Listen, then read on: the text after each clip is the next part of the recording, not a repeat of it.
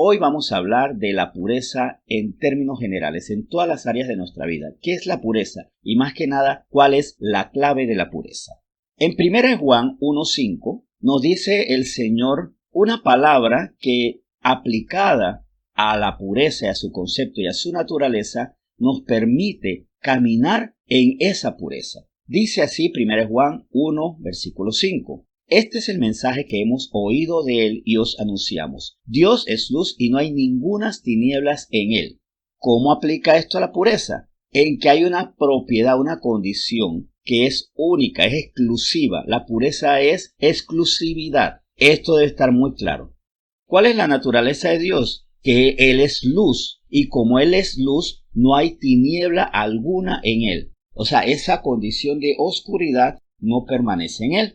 Allí ya nosotros podemos entender cómo caminar en la pureza. La pureza se aplica a todo. Aquí estamos hablando de la pureza espiritual, la pureza en Cristo, pero la pureza funciona para la música, para el deporte, aplica para las ciencias, donde mi influencia y donde mi estatuto viene de una fuente y no combino con otras cosas que la contradigan.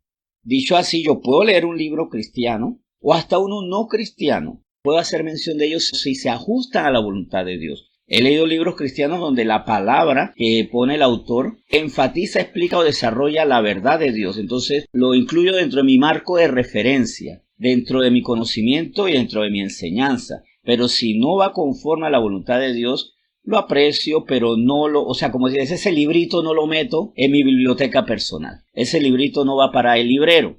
Eso es lo que es mantenerse puro. Que lo que se haga sea conforme a los principios de Dios y no incluir otros criterios que pueden ser muy bonitos, pero no necesariamente deben ser aplicables porque la belleza no implica verdad.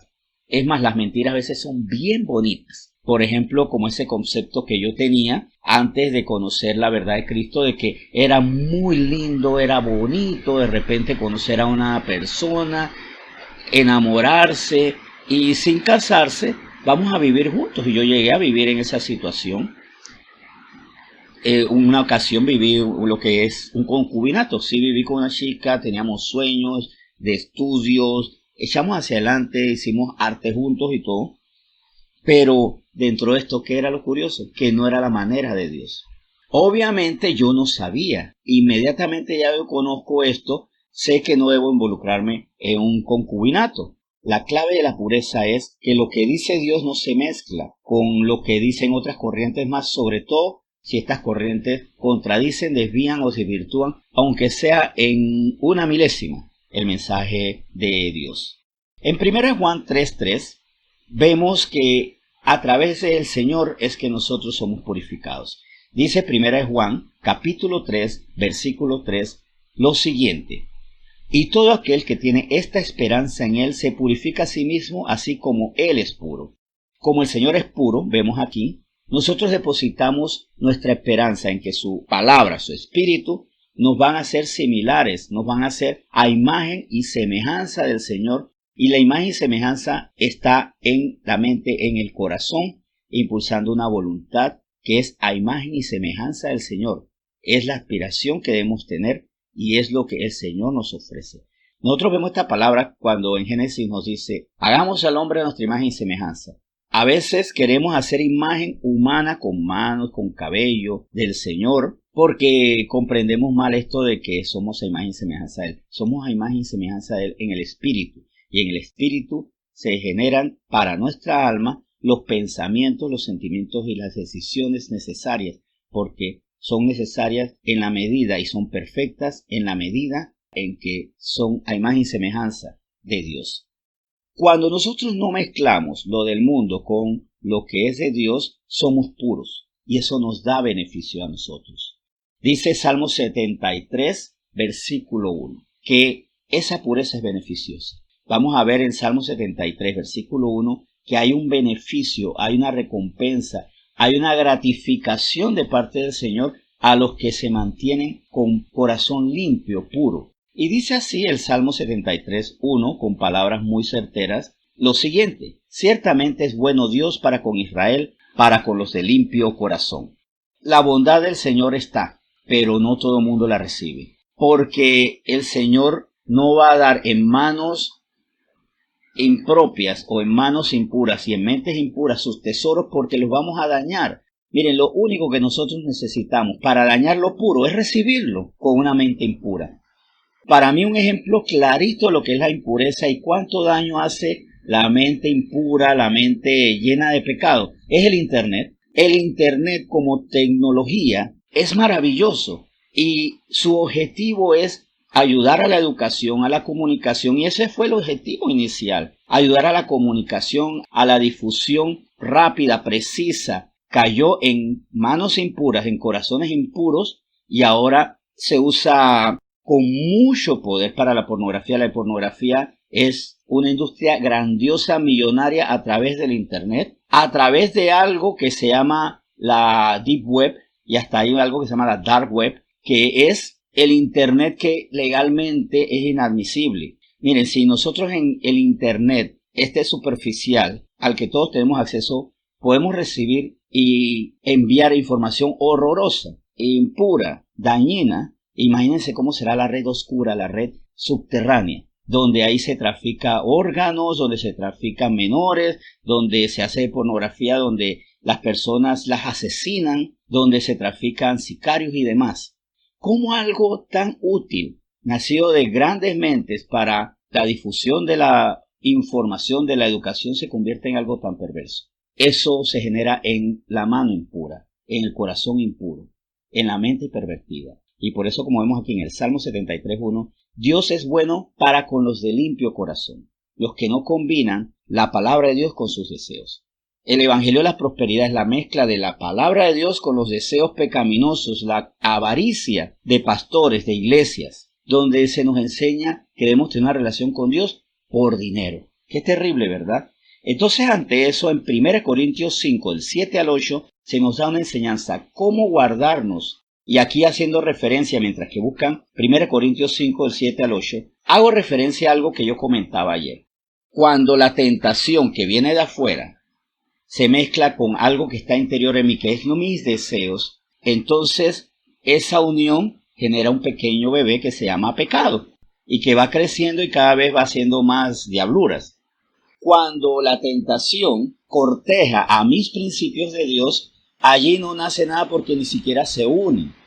Allí es igualito como cuando el pillo del barrio va a donde la muchacha inteligente, sabia y de puro corazón a enamorarla y podrá llevar las mejores flores, las más lindas, pero de ahí no va a salir hijo alguno porque ni siquiera va a haber una unión, ni siquiera va a haber una relación, porque la luz no se lleva con las tinieblas ofrecidas por las tentaciones, pero que cuando chocan con la luz de nuestros principios puramente de Dios, sin filosofías humanas, entonces ahí murió, ahí terminó y no engendró situaciones peores a causa de nuestros pecados. En 1 Corintios 5, del 7 al 8 dice, limpiaos pues de la vieja levadura para que seáis nueva masa, sin levadura como sois, porque nuestra Pascua, que es Cristo, ya fue sacrificada por nosotros. Así que celebremos la fiesta no con la vieja levadura ni con la levadura de malicia y de maldad, sino con panes sin levadura de sinceridad y de verdad. Limpiémonos todos nosotros de todas esas ideas que no son de Dios. Despojémonos de todo esto.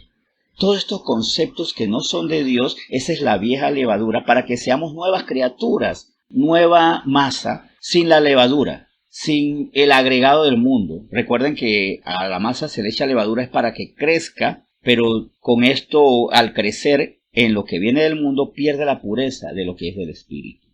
Dice el versículo 8, por eso que así que celebremos la fiesta no con la vieja naturaleza. Celebremos el hecho de que Cristo está en nuestro corazón, pero no con nuestra vieja naturaleza, sino vamos a hacer evangelio de la prosperidad. Vamos a hacer evangelio de la confesión positiva, porque hay un campeón en mí. Si hay un campeón en mí, que es el Espíritu Santo, pero yo no soy el campeón. Entonces, si yo celebro la fiesta, mi nueva vida, con esa vieja naturaleza, la voy a mezclar esa palabra con la codicia, con los deseos pecaminosos de mi corazón. Y en ese sentido, mantengámonos puros, renovando nuestra mente por completo. Mire, les cuento esto y con eso creo que cierro bien el tema. En una ocasión, estando en Penonomé, casualmente, vi un grupo de danza que estaba haciendo un baile folclórico. Y recuerdo que me parecía bonito, pero una señora que sabe mucho de folclore allá me decía, sí, pero está mal hecho, porque lo han anunciado como el punto penonomeño, y estos muchachos están haciendo el punto de Azuero. Y yo no sabía que estaba hablando, solo que el baile estaba bonito. Y ahí me explicó, es que la actitud del bailarín, la actitud de la bailarina, los gestos, los ademanes y otros detalles no son conformes a el punto penonomeño, sino al punto y el carácter del punto de Azuero. ¿Qué me indicó esto? Que es que el que no sabe se equivoca. Y este ejemplo es perfecto para que nosotros estemos claros. Enterémonos cada día más de la naturaleza, no aquí del baile el punto, sino de el punto o los puntos donde Dios quiere que enfaticemos y los caminos por donde debemos caminar y cómo debemos bailar, si así funciona para la analogía que hice del punto penonomeño y versus el punto azuerense. El conocimiento a nosotros nos mantiene puros, pero si ese conocimiento lo aferro a mi convicción y a mi voluntad. Y desechemos. ¿Qué tenía que hacer esta parejita de penonomé? Dejar de usar los ademanes, las maneras, los gestos y demás del punto azuerense. Eso es una perfecta analogía, pero si yo no conozco de dónde debo salir y no conozco bien a dónde voy a caer en una mezcla, un eclecticismo, en una combinación que me aleja de la pureza y como dice el Salmo 73:1, es para con los de limpio corazón, los que no tienen vieja levadura, que Dios es bueno. Dios es bueno con todos, pero esa bondad se manifiesta con poder para los que tienen corazón perfecto para con Dios. Entonces, con esto, la gran enseñanza es, sigamos conociendo cuál es la diferencia entre el punto azuerense y el punto penonomeño. Está bien, perfecto, pero usarlo como analogía. ¿Cuál es la diferencia entre la vieja manera de vivir, el cómo bailaba yo antes en el mundo y ahora cómo bailo o danzo en la vida cristiana? Cómo caminaba, con qué tumbado caminaba en la vida antes de Cristo y cómo debo yo caminar en esta nueva vida. Conocer y comprometer. Conocer la palabra de Dios y comprometerse con ella diciendo lo que no es como Dios no va conmigo. Vamos a orar entonces.